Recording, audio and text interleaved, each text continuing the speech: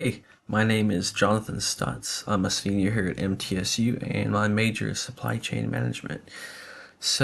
What I did mine on is anything to do with video game sales. So, kind of the summary of what my goal is my project idea was to look at data for video game sales for a particular year or a couple of years and analyze it. So the Excel file that I have has all the games, sales, game systems, units sold, and genres in it. The video game industry is a big one, and it's very popular. So, analyzing data of something like this topic can help know what consumers prefer, and it's also just an interesting thing to, compare all of them. So, yeah, compare all the numbers of the different platforms and genres and things like that. By picking a year and answering some questions about it for real world use, a company would be able to see how theirs compares to the other companies in their market and see how things are changing from year to year and find out what some of the customer preferences might be. So, there's three main questions that I originally wanted to answer. The first one was which genre generates the most overall sales? The second one was which gaming platforms perform best in terms of sales? And another one was what is the highest sales between the top two uh, genres and also by their location too. So there was another one that I really wanted to find out, and that was the highest individual game sales revenue, and that is the one that I was not able to figure out. I didn't have enough. I just wasn't able to figure that one out. So, what you're looking at right now is this is my Excel screen. When I got it, it was split into genres, platforms, publishers. So I had to combine some of that and then, just multiply these to get the total sales. So we got the game names, got units sold, the quantity sold, got the location, and total sales for that, which I said calculated, and then got genres, got all the different platforms, and the publishers. And as you can see here, it does show that there's like four for each game, but I did filter that, so in the Tableau file it should only show one.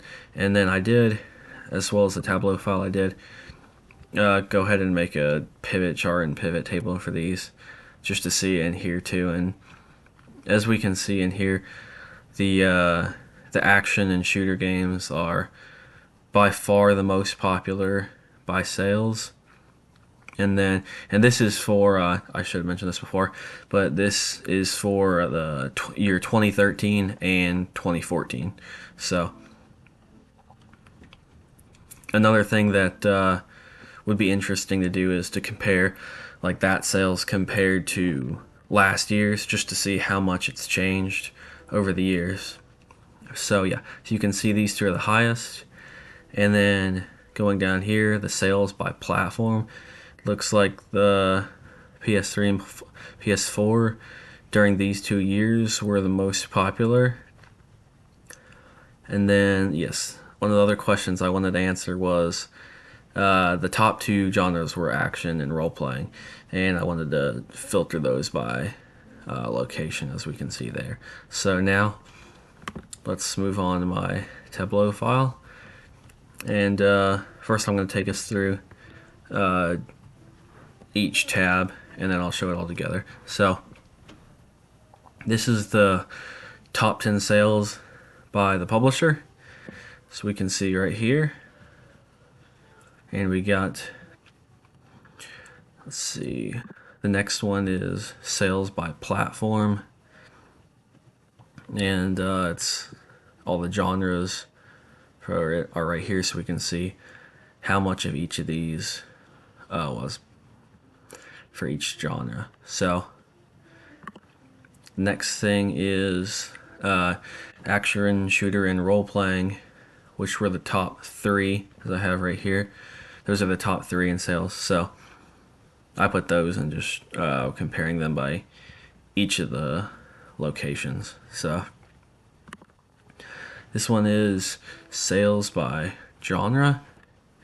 And yeah, we kind of discussed that before. But as we can see, the action is what in role playing are way above all the others. So this is the last one. I didn't use this in the dashboard, but it's going to be the unit cost by platform, and it's going to be pretty similar in the rankings to the sales by platform.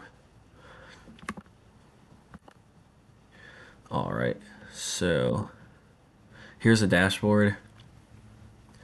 So let's start with the top left. This is our sales by platform. And over here, if I click this, we can filter it even more to see each platform we got right here and their sales by location. So let's see, let's get out of that. And then we can also see it's what the genres are as before between the colors. So all right.